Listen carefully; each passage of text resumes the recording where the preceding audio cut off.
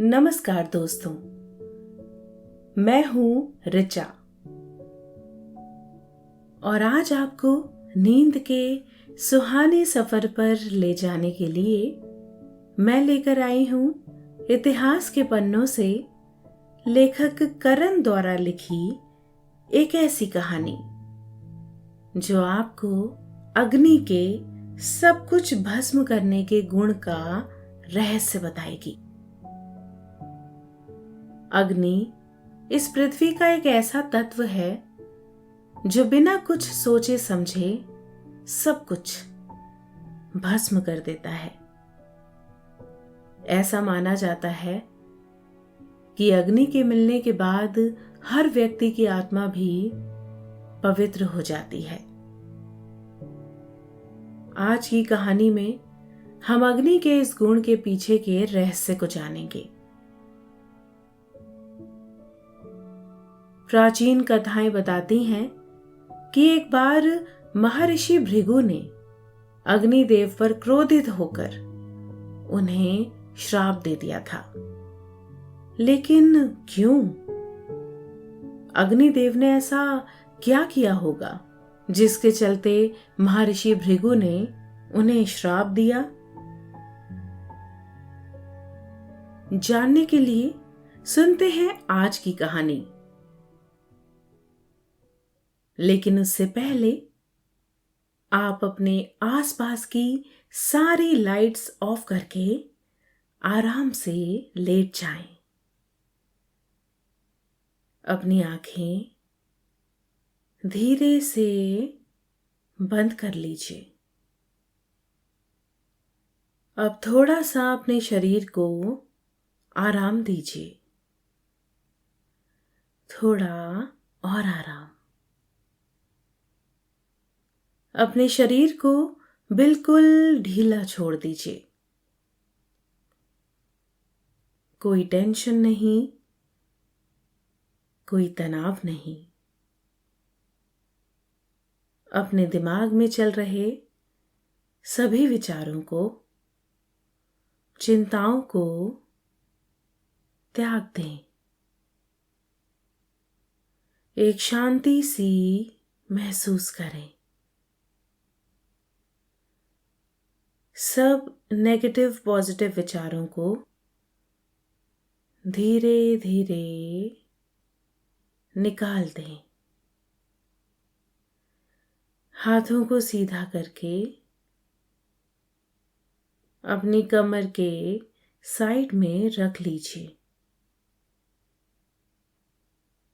अपनी सांस पर ध्यान लगाएं।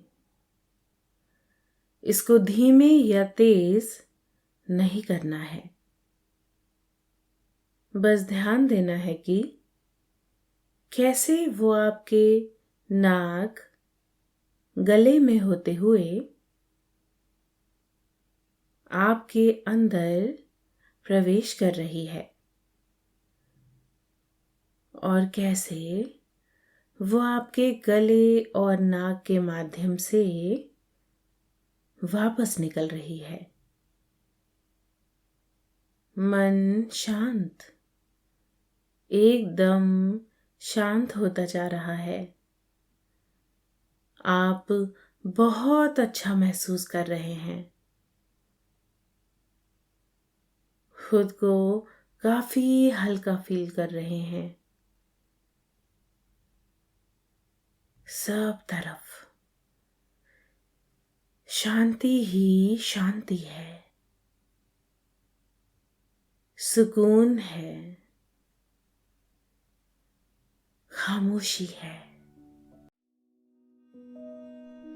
दोस्तों, अब से आप bed time stories, guided meditations, relaxing music, इन सब का आनंद नींद ऐप पर ही उठा सकते हैं।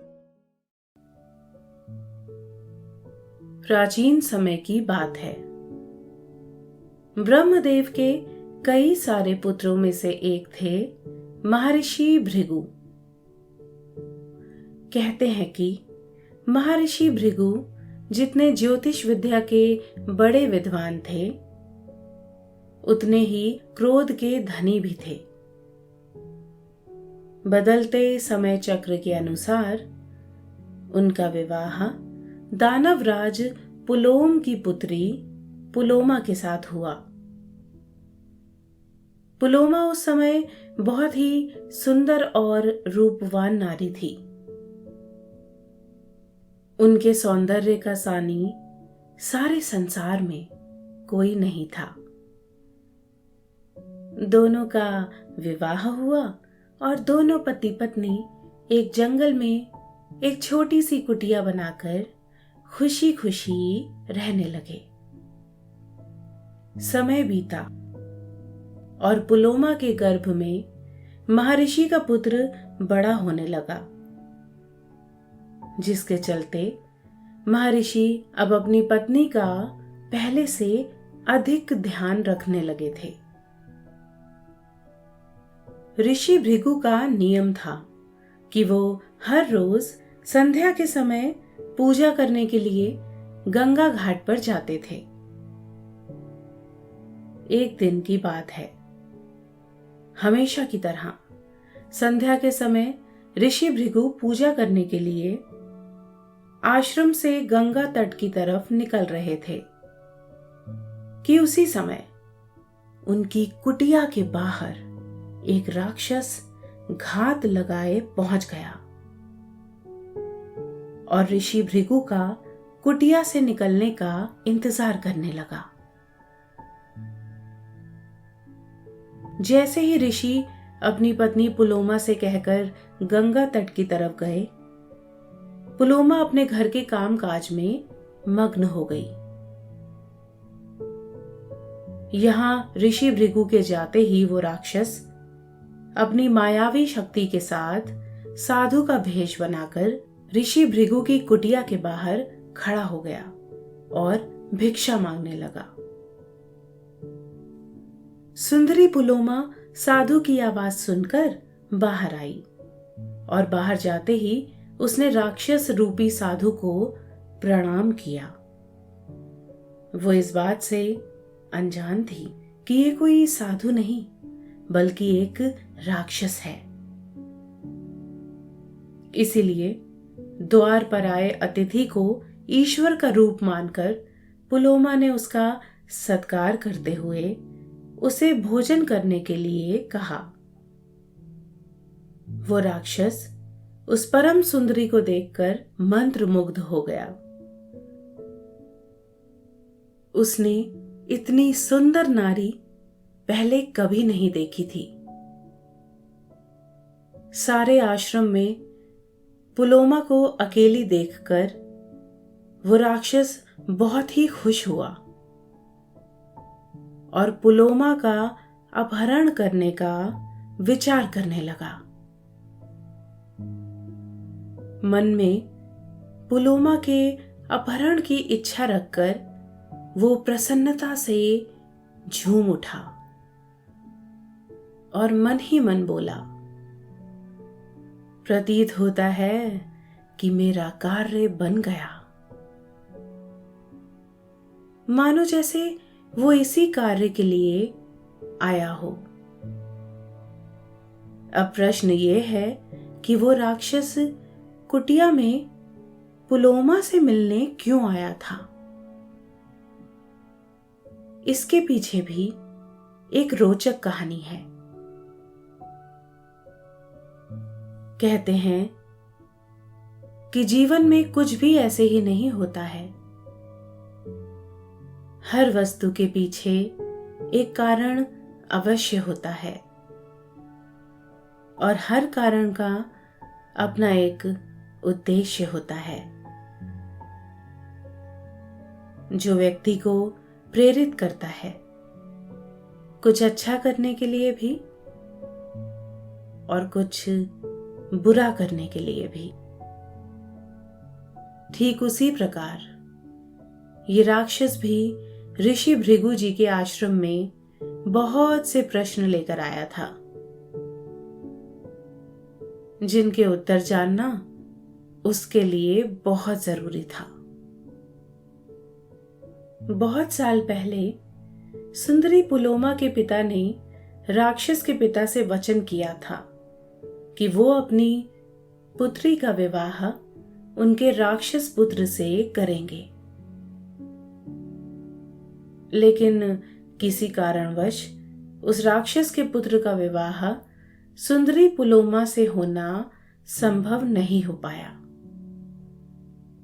इसीलिए पुलोमा के पिता ने अपनी पुत्री का विवाह ऋषि भृगु जी के साथ पूरे विधि विधान के साथ कर दिया, जिसके बाद पुलोमा खुशी खुशी ऋषि भृगु के साथ उनकी कुटिया में रहने लगी। जब इस बात का पता राक्षस को चला तो वो क्रोध से लाल पीला हो गया। पुलोमा के पिता का वो अपराध राक्षस के हृदय में सदा ही कांटे की तरह चुभता रहता था। बदले की आग उसके अंदर हमेशा ही धधकती रहती थी। राक्षस अपने आप को रोक नहीं पाया और बदला लेने ऋषि भृगु के आश्रम में आ पहुंचा। राक्षस ने गुस्से में कहा, यही अच्छा मौका है अपना प्रतिशोध लेने का। मैं आज अपनी पत्नी को अपने साथ यहां से लेकर ही जाऊंगा, चाहे मुझे किसी का भी सामना क्यों ना करना पड़े। ऐसा विचार कर उस राक्षस ने पुलोमा को अपने साथ ले जाने का पक्का निश्चय कर लिया। राक्षस ने कुटिया के अंदर अपनी शक्ति का प्रदर्शन करने की बहुत कोशिश की, लेकिन वो हर बार नाकाम रहा, क्योंकि कुटिया के अंदर ऋषि भृगु जी की साधना का बल था। उन्होंने अपनी तपस्या की शक्ति से कुटिया को सुरक्षित करके रखा था, जिसके चलते कोई भी कुटिया के अंदर अपनी शक्ति का प्रदर्शन नहीं कर सकता था। जब राक्षस ने यह महसूस किया तो उसका चेहरा क्रोध के मारे और लाल हो गया और वो पुलोमा द्वारा दिए गए भोजन को छोड़ कुटिया से बाहर आ गया। बाहर आते ही राक्षस की नजर हवन कुंड पर पड़ी। उस हवन कुंड को देखकर ऐसा लग रहा था जैसे किसी ने अभी अभी इसमें हवन किया हो। उस हवन कुंड से अभी भी थोड़ी थोड़ी आग की लपटें धधक रही थीं। राक्षस ने अपने कमंडल से हाथ में जल लिया और अपनी मंत्र विद्या से अग्निदेव का आवाहन करने लगा। कुछ ही समय में अग्निदेव हवन कुंड में प्रकट हो गए।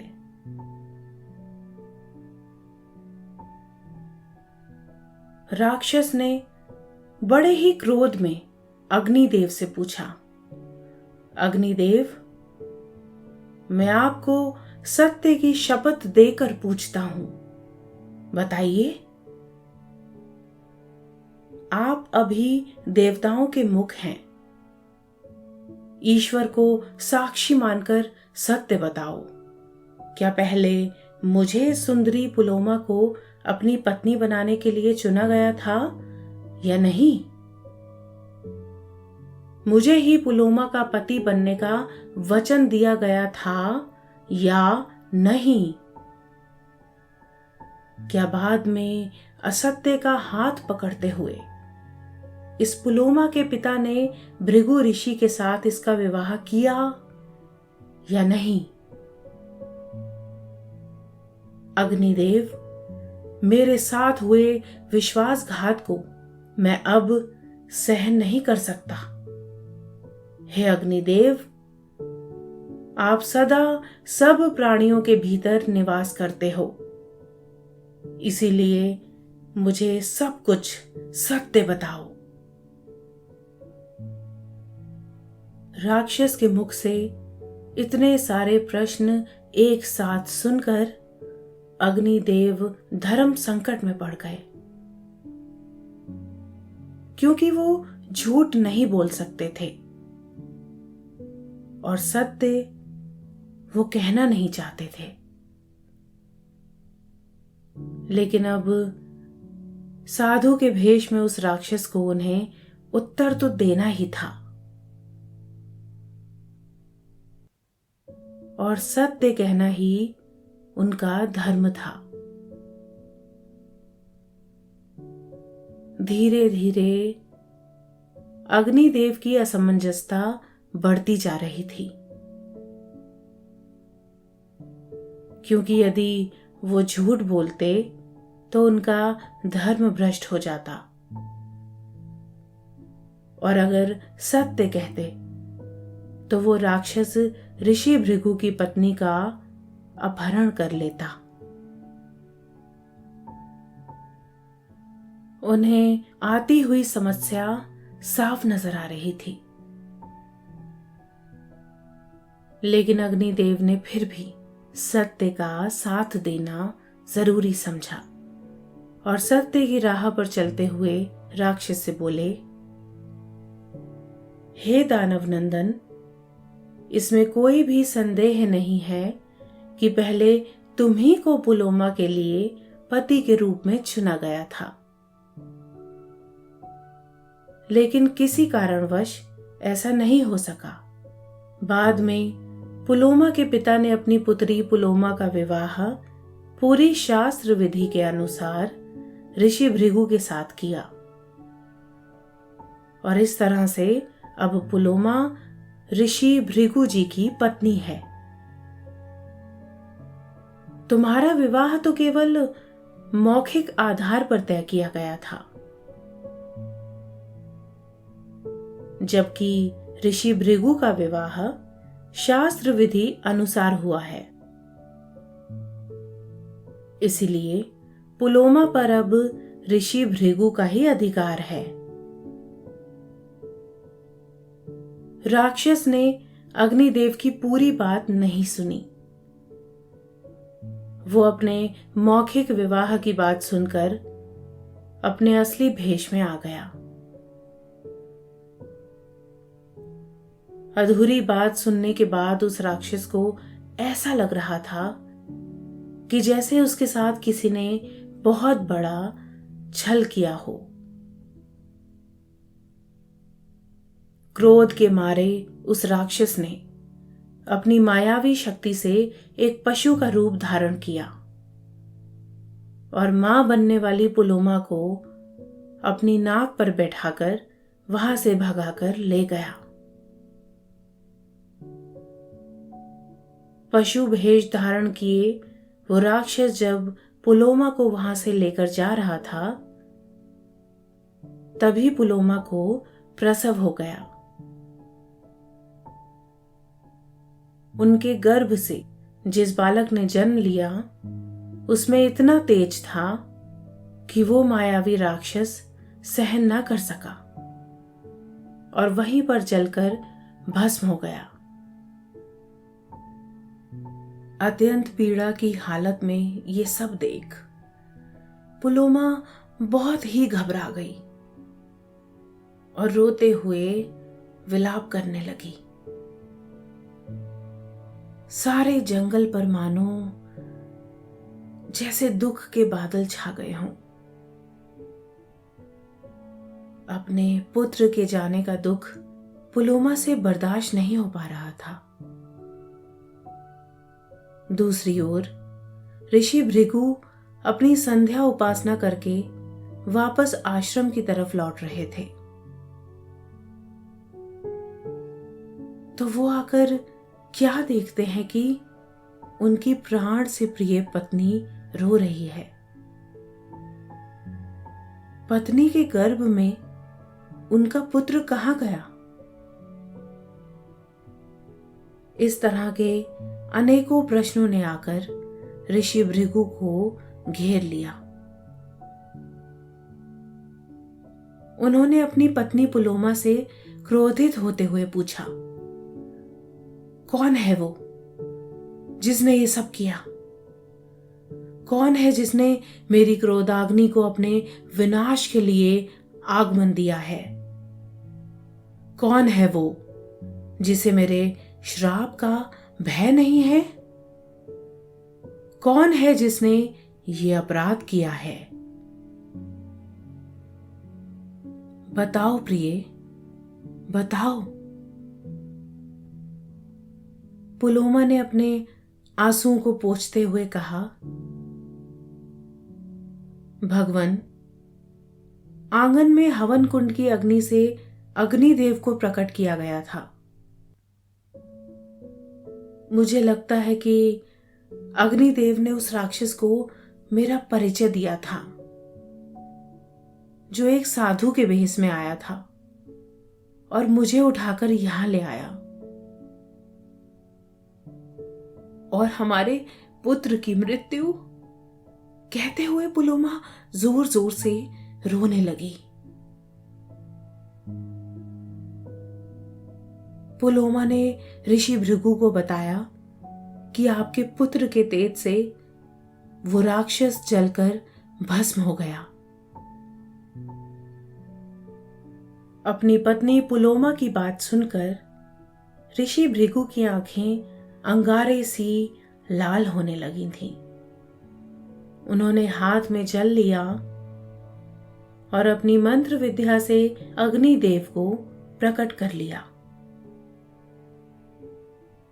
और उनसे क्रोधित होते हुए बोले, हे अग्निदेव, यदि तटस्थ बनकर सत्य कहना तुम्हारा धर्म है तो आज से मैं तुम्हें श्राप देता हूं कि तुम्हारी तटस्थता तुम्हारे स्वभाव का हिस्सा बन जाएगी।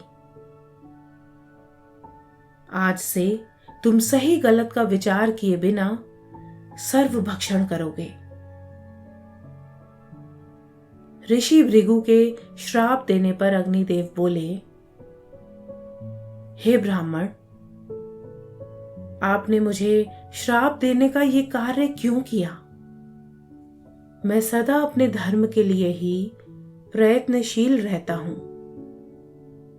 और सत्य की राह पर चलते हुए अपना कर्म करता हूं। मैं अपने धर्म पर ठेस नहीं चाहता, इसलिए मैं आपसे पूछता हूं, यदि उस राक्षस के पूछने पर मैंने सच्ची बात कह दी तो इसमें मेरा क्या अपराध है? जो साक्षी किसी बात का पूर्णतः सत्य जानते हुए भी असत्य कह दे, वो अपने कुल में पहले और पिछली 7 पीढ़ियों के अहित करने का कारण बनता है। इसी प्रकार जो किसी कार्य के वास्तविक रहस्य का ज्ञाता है, वो उसके पूछने पर यदि जानते हुए भी नहीं बतलाता, मौन रह जाता है, तो वो भी उसी पापी की तरह पाप का हकदार होता है। इसमें संशय नहीं है। मैं भी आपको श्राप देने की शक्ति रखता हूं, लेकिन मैं आपको श्राप नहीं दूंगा, क्योंकि आप ब्रह्मदेव के पुत्र हैं और मेरे लिए पूज्य हैं। लेकिन अब क्या हो सकता था? अपनी पत्नी और पुत्र के मोह में ऋषि भृगु अग्निदेव को श्राप दे चुके थे, जिससे अग्निदेव नाराज होकर भूमि से लुप्त हो गए। अग्नि के अदृश्य हो जाने से गांव में चूल्हों से आग गायब हो गई, जिससे लोग भूख के मारे प्राण गंवाने लगे थे। अग्नि द्वारा होने वाले सारे कार्य बंद हो गए, जिसे देखकर सभी देवतागण भी घबरा गए थे। भूमि पर त्राही त्राही का शोर मच गया।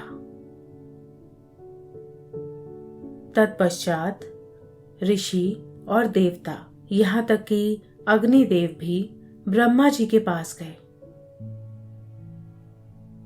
और निवेदन करते हुए बोले,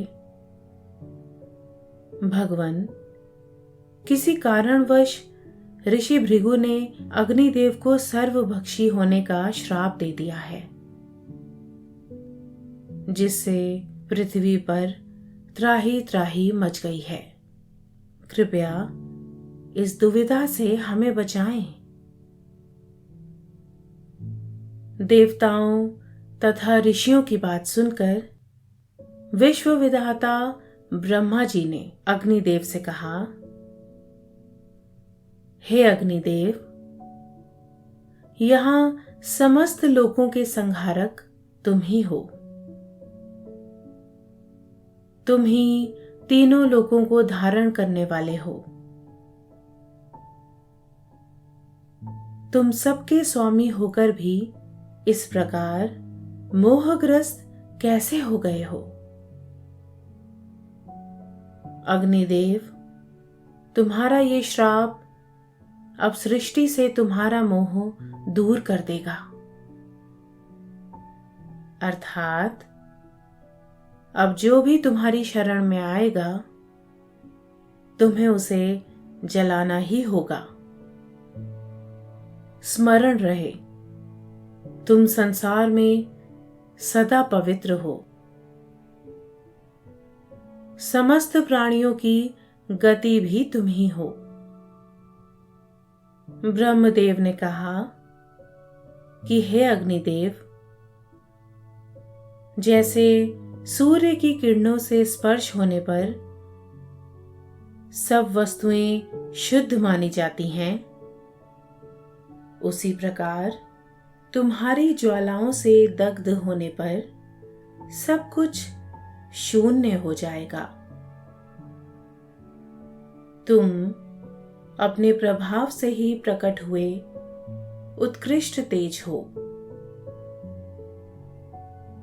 तुम अपने तेज से ही महर्षि के उस श्राप को सत्य करके दिखाओ और अपने मुख में आहुति के रूप में पड़े हुए देवताओं के तथा अपने भोग का भी ग्रहण करो।